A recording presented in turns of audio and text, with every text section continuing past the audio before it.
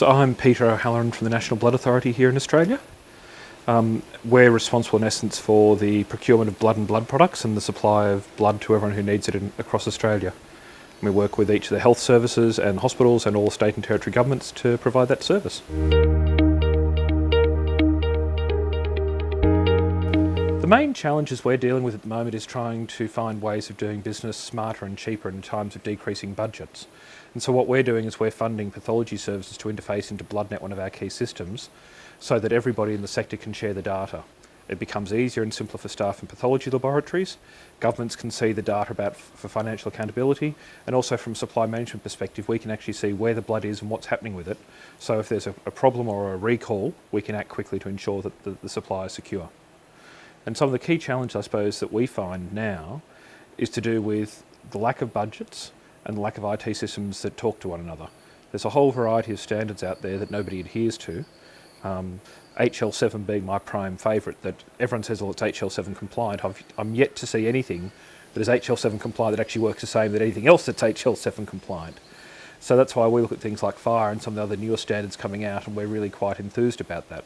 The idea you can take data from one system and actually make it work with another will allow us to build patient portals that are actually centred around the patient's episode of care and the patient's life, rather than a hospital bureaucratic process. We are, and certainly within the National Blood Authority, we've managed to transform the Australian blood sector by working collaboratively with the hospitals and with the health services and using the data and the information systems we've developed to actually enable people to empower them to make a difference.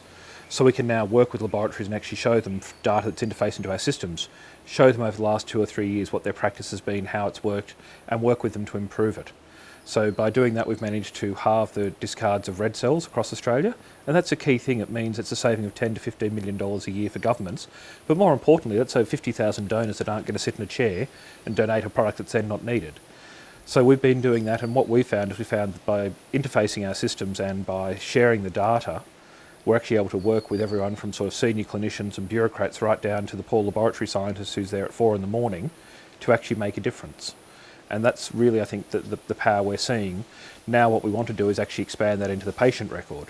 So the idea being that we will capture in real time what is happening with the patient in terms of blood products they're receiving, pulling through the SNOMED codes and seeing why they're getting a blood product, and then working with their clinicians to improve their care.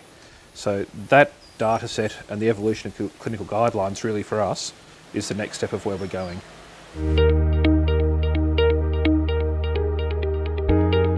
So over the last 5 to 10 years, there's been a massive change across the Australian blood sector, and we're really quite proud of the role we've played in that. But for us, that's really the beginning. So for the next 2 or 3 years, we're focusing on immunoglobulin products, really trying to get better prescribing for patients, really ensure that the care is actually making a difference to their health outcomes.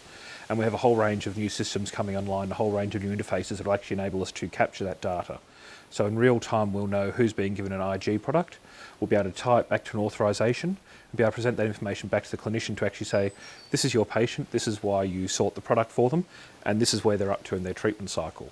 So that really that information is then exposed, clinicians can make informed decisions about patient care, but also we can then expose that to patients through a patient portal, and patients with a chronic condition can actually take control of their own lives. And that really for us is the outcome, improving the life of people who are receiving these products.